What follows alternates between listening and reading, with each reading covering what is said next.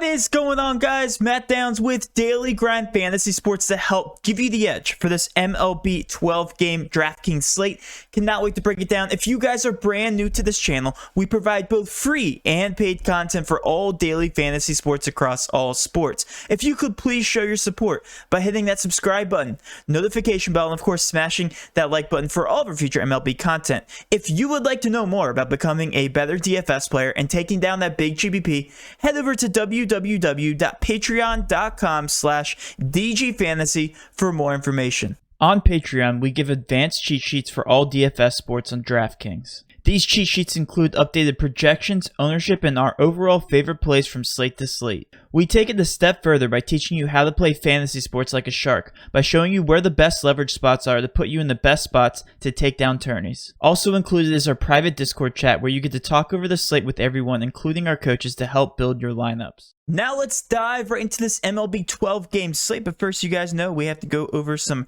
recent Patreon success. If you guys want to take a look here at the Discord chat, which you will be getting if you guys sign up for that $20 Patreon, we'll be going over some strategy and how we attack some of these slates here in a second. But first, like I said, let's go over some winning success stories. Close takedowns here, very small GBPs, third out of 28, gotta love that. We had a $528.24 takedown here in CSGO, which is something else that we provide on Patreon. It looks like you got two different takedowns here.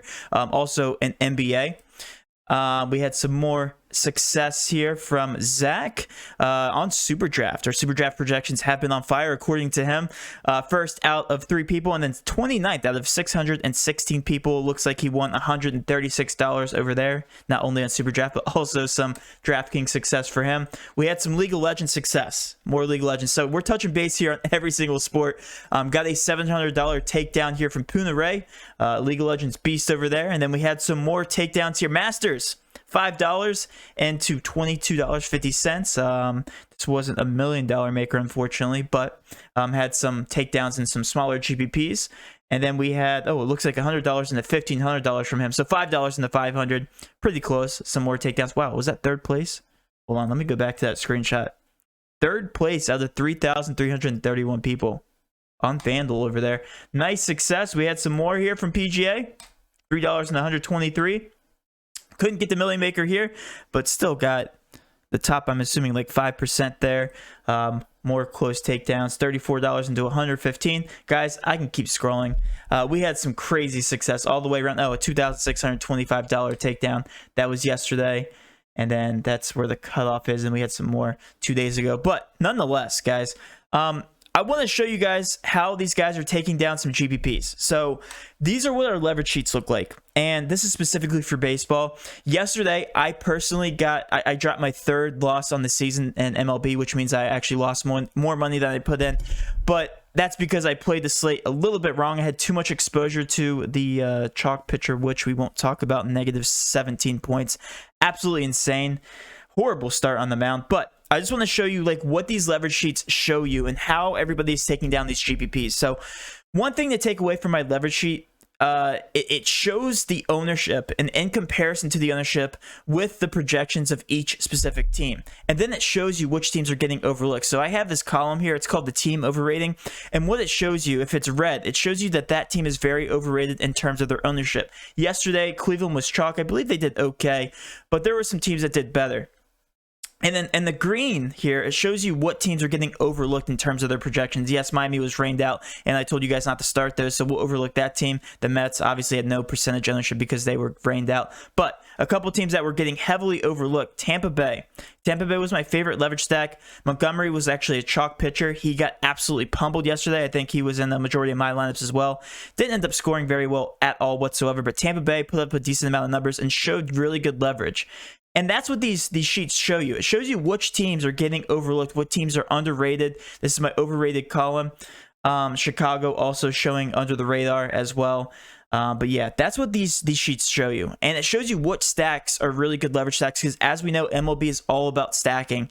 And that's one thing I'm going to show you guys here in this video is what teams I think are going to get overlooked, what teams are going to be chalk, and then pivoting off those chalk stacks to take down GPPs. All right. always stack 5-3 when you're looking at big GBPs, and smaller GBPs stacking isn't really that necessary. But nonetheless, all of that on Patreon for $20. One thing we will always show you guys on this channel is how to become a better DFS player. We're not just going to show you the stats that every other channel is going to be showing you. We're actually going to show you how to become a better DFS player and take advantage of those ownerships and how to take down GBPs. That's one thing we're always going to teach you. But let's focus on this slate here. 12 game slate, absolutely insane amount of games with no core stacks. We do have a Baltimore game, which obviously does become chalk usually. But all these over-unders, they are very, very comparable. I mean, we're talking about a 9.5 being the highest over-under, and that's in a later game with a low-owned Oakland team usually. I don't know. We'll see. We'll see. This slate's going to be very interesting. Let's take a look at the pitching first. Garrett Cole, 10.7, the most obvious play on the slate, just because he's Garrett Cole and he's playing a not-so-great team here in Toronto. Right now, that run total is projected 3.85, a high strikeout pitcher, and I think he's going to be one of the chalkier options. Same thing with Glasnow. I think Greinke's going to get overlooked just because he's not as expensive. People when picking pitchers tend to go up to the most expensive option, but Glasnow 2.95 over under here against Texas, a very good option. Another high strikeout pitcher, and then also Zach Greinke, like I said, against Detroit, very bad pitching there on the flip side with Detroit. So he's projected to win this one pretty easily, 69.2% win percentage. I believe that's the highest on the slate. Yeah, that's the highest on the slate, but also some very cheap, very good cheap options here.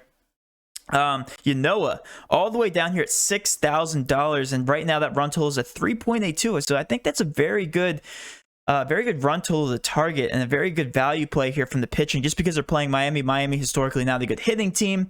Another one I was looking at, Casey Mize, definitely more of a GPP option just because of high strikeout percentage, but that's 5.17 run total. Oh, David Peterson was a guy I was looking at here with the Mets. Very hit or miss Philly team. I mean, they have been on fire as of late, just hitting wise, but David Peterson, very good value play here at 6.4K. So I do like David Peterson and Yanoa all the way down here. And these top three, you can't really go wrong with any one of the three, all in that elite category. And 10.7K is really not that bad to get to here for Garrett Cole. So chalk will be there. And then I think the pay down options, if you want to go Yanoa and Peterson here, I don't mind that as well. Talking about the hitting side, though, hitting a lot of good run totals here, targeting the Houston guys. Houston guys are very expensive, so I don't think they'll carry that much ownership. Maybe a couple one-off players. Like, I think Tucker's in a great spot. Lefty batter going against a righty pitcher here. 4th spot. And he's also 4.1K, so very obtainable. I think that stack in general will be more on the chalky side. 5.15 here next for the Yankees. Yankees are very, very expensive, though. I think these guys are going to be less chalkier than Houston, but they are the New York Yankees, so they should carry some ownership here.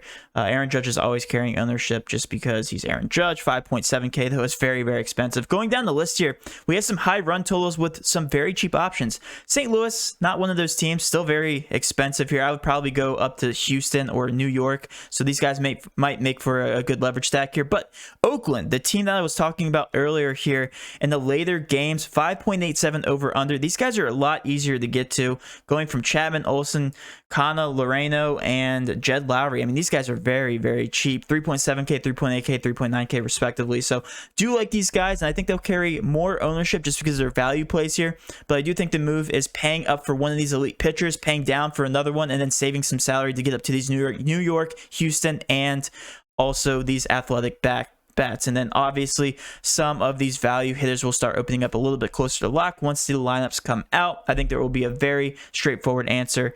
But let's talk about some of my favorite leverage stacks here. Like I said, all of these run totals are within that 8.5 to 9.5 range, very close together. We have a 7.5 in here. Let's talk about some individual batters and some stacks. The Mariners actually showing some very good hitting stats here versus the opposing Orioles pitcher in a very hitter-friendly ballpark. So I like to start here. Haniger in a very good spot, 267 ISO and a 354 weighted on-base average. France, same exact kind of stats. A lot of green here in the first 1 through 3 batters. Starts to taper off here, but like I said, a very good hitter-friendly ballpark. These first 3 guys might be fairly chalky, just given the hitter-friendly ballpark and the matchup here versus the Orioles. Switching over to the Orioles side, the exact opposite. Keep in mind the Orioles will be very low owned, so these guys are good to be targeting here, and medium to bigger JBPs. Don't like the pitching matchup, though. Avoid these guys in smaller contests. Bigger JBPs only for the Baltimore Orioles. Switching down the line here, we talked about the Yankees. Yankees in a very good spot. But on the flip side, Toronto not in a very good spot. It's not too bad, but Garrett Cole is not a pitcher you want to target. Maybe lefties here in this lineup. There's a couple lefties spread throughout, but for the majority, only target these guys in big GPPs. Switching over to the Yankees, the exact opposite here. Target righties. Well, guess what? A lot of righties here in this Yankees lineup. LeMahieu, Judge, Hicks, Stanton, Torres. You can pretty much target 1 through 5 and be fairly confident against this matchup versus Robbie Ray. He lets up a 408 weighted on-base average and a 289 ISO. These guys are in absolute smash spots given the run total here, 5.15 for the New York Yankees. Switching down the line here, we have Philly versus the Mets. Very hit or miss. Philly is always a hit or miss team. Same thing can be said for the New York Mets, but not that bad of a matchup here for Philly. A lot of green, like I said, a 455 ISO and a 507 weighted on-base average for Hoskins, only in 69 plate appearances. Nice. Righties are going to be what you want to target here in this matchup. McCutchen, Hoskins, Real Muto, Bohm, and Segura, and a lot of green, but Peterson, very cheap, and I do like his plate appearances versus lefties, so Harper's going to be somebody I'm not too intrigued in, but very hit or miss here for Philly. Going to be a great leverage spot if you believe in the Philly hitters. Like I said, hit or miss every single contest. With the Mets, same exact thing can be said, but a lot better of a matchup here. Nemo has always been chalky. A 266 or 226 ISO and a 421 weighted on base average here versus Anderson. Anderson gives up a lot of power versus lefties and righties, so another smash spot here for the Mets. I think these guys are going to be lower owned. Let's see, what's their run total? Let me just take a look. Guarantee you it's less than 5, and it is 4.6. So a great team to target on both sides of the ball here for the Mets. Going over to Texas and the Tampa Bay Rays. Very good pitching stats here from Dunning going against the Tampa Bay Rays. And Tampa Bay Rays haven't been off to the best start. They were my favorite leverage stack last slate, but a lot of green, a lot of red, just a hit or miss type of matchup here. So if you want to target Dunning for lower ownership, but Tampa Bay Rays for lower ownership, I like both sides of the ball here for this matchup. And then on the Texas side, Glasnow is going to be at the mound. Definitely not a fan of Texas in this matchup, but only in big GPPs. Again, will virtually carry no ownership whatsoever. Texas usually doesn't, with the exception of maybe Gallo and Lowe, given their stats here. 156 ISO and a 324 weighted on base average, and for Lowe, even better in this matchup. But Glasnow, a premier pitcher, going to probably mow down these guys and definitely going to be a chalkier option for pitching. Miami and Atlanta, I can say the same thing for Miami. Miami's not a very good team to target in general. Ynoa, like I said, going to keep them, should be keeping them grounded at a 6K price tag, so a very good spot here for him. But Miami always in a very good leverage spot for bigger GPPs. They're definitely hit or miss, more on the miss side. But they've been a surprise team as of late. So they were last season. If you want to target them for bigger GPPs, don't mind that. But it's definitely going to be more of a chalkier pay down option in this matchup. Atlanta, the exact opposite can be said. I really like him here, but they're playing a very good pitcher in Alcantara. But I do think the Atlanta bats can get it done. As you can see, a lot of green against righties here. If you want to target anybody from this lineup, it's going to be Freddie Freeman. He had a homer in his last game, 341 ISO and a 463 against opposing righties. And it looks like Alcantara gives up the most power to lefties. Going down the list here, we have Chicago versus Milwaukee. These guys are so boomer bust. It's unbelievable. Not a good matchup here for Milwaukee. A lot of red, and of course, that's why we were targeting that pitcher against Milwaukee yesterday. I'm not going to say his name just because it ticks me off now. Minus 17 points is what he ended with. Definitely a better matchup for them last game than this game. If you're going to be targeting anybody, it's going to be the lefties. Yelich in a good spot. Doesn't show good plate appearances last season, but we all know that Yelich is a star. Flipping over to the other side, Chicago, a lot of mix of green and red, but not the best matchup for Peralta. Or not the best matchup for Chicago against Peralta. Peralta, a lot of green here. The only guys I'd be targeting are righties. Happ, Contreras, Bryant maybe in a good spot. I'd say Ian Happ is probably my favorite option here. 287 ISO and a 381 weighted on base average, but not a fan of Chicago overall. Maybe just in big GPPs. Switching down the line here, we have Washington versus St. Louis. We have Grant at the mound. A lot of green, small plate appearance size or sample size, giving up a 0 ISO. So it looks like these guys, it looks like nobody has hit any fly balls against him, lefties anyway. But if we target anybody in this lineup, it's going to be Turner, Soto, as you guys can see, a lot of green here and a lot of mixed red. And I'd say the Nats are actually going to fly under the radar just because their over-under isn't as much as Houston or the Yankees. And these guys are relatively on the expensive side, so I don't mind these guys for a leverage spot. Again, we have to see the ownership, but very small sample size here. People are going to see this green and be scared of them, but we know historically Washington is a very good hitting team. St. Louis, on the other hand, if you're going to be targeting anybody, it's going to be righties. As you guys can see, gives up a huge smash spot versus righties here. A 383 weighted on base average and a 252 ISO. If we're going to be targeting anybody here, it's going to be Arenado, Goldschmidt, DeJong, all in great spots here. But as you guys know, St. Louis, not the best hitting team, so just target these guys in bigger GPPs. Going down the list here, we have Detroit versus Houston. As you guys know, Houston in a fantastic spot. First lefties, Mize lets up a tremendous amount of power and weighted on base average, 418 weighted on base average and a 309 ISO. So looking at lefties here, Brantley, Alvarez in a great spot, and Tucker, which I mentioned earlier. Right now they haven't projected in the 7th spot, and on Fantasy Cruncher they haven't projected in the 4th spot. Well, if they get it right here, he should shift up in the lineup. I think he's going to be one of the chalkier players on the slate. But Alvarez, wow, what a beast spot he's going to be in versus the opposing Casey Mize. Switching over to Detroit, the exact opposite can be said. Greinke hasn't been off to the best start against righties in his last 2 seasons. A 334 weighted on base average and a 229 ISO. So these guys could be a sneaky stack. But I do think Greinke's not going to carry the highest ownership. So I think he's also good for leverage. Definitely a hit or miss type of matchup here. For Detroit versus Greinke, but I think Greinke is going to be the favorited option here in this matchup. Going down the list here, we have the Angels versus the Royals. Singer at the mound for the Royals, and actually looks to be putting up some impressive stats over the past 2 seasons. A lot of green on the flip side, though. We have Ohtani. We don't know if he's going to be starting just because of his recent injuries. Trout, 353 ISO and a 436 weighted on base average. Walsh, what an impressive season he's been putting together. Has honestly been on a lot of my cash lineups thus far, but hit or miss definitely. And I think LA is going to be overlooked just because of the run total. Again, not as high as Houston or the Yankees, but I think nonetheless these guys are a great leverage stack. Going over to the Royals here on the flip side, we have Cobb at the mound giving up a decent amount of power versus lefties, but not too many lefties here in the lineup for the Royals, so I think Cobb gets the better of them. I think this should remain relatively lower scoring, at least pointing to the stats they do. So Cobb, another good GBP option, should carry lower ownership, and same thing with the Royals. They will also be carrying very low ownership. Going to the next matchup here, we have Cleveland versus Chicago, a very intriguing matchup here because both of these teams have been hitting very well. This pitcher here, McKenzie, does let up a lot of lefty power, a 220 ISO. Looking at lefties here, we have Eaton starting off here, number 1 in the lineup, and then we also have Moncada, a switch hitter. So these are definitely going to be guys I want to target here if you're going to be targeting the White Sox for a leverage stack. Should carry lower ownership, but McKenzie also does let up a tremendous amount of power and does have a lot of green on this right side going versus righties. Going over to the Cleveland side, Cleveland have been on fire as of late, and they do have a good matchup here. Lets up a lot of power here versus righties, and a lot of the righties here in this lineup. We have Luplow here leading off, at least projected to. We also have Hernandez and Ramirez, and Reyes also giving up a lot of ISO and weighted on base average versus opposing lefties. So I do like to be targeting here Cleveland, yet another good leverage spot. Pretty much everybody but those 4 teams we talked about earlier in the video will be very good leverage stacks heading into the later part of the night. Also keep in mind, all of these later games tend to be carrying a little bit lower ownership just because people are lazy and they don't like to pivot to these later matchups because they don't want to wait on these lineups.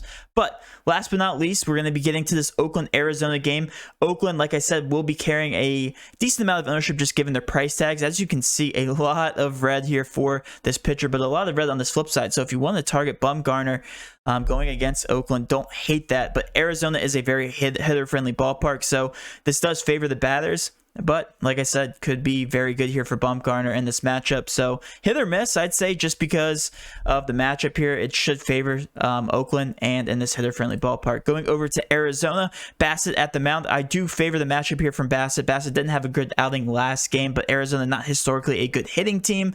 And as you can see, very neutral. But the matchup here should be favoring Bassett.